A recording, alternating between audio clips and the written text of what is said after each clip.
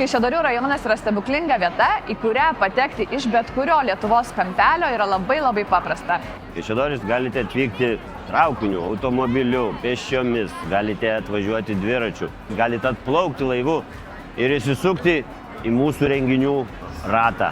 Tai nieko nelaukit, pasinaudokit progą, nes 2024 metais Kaišiadoris yra Lietuvos kultūros sostinė.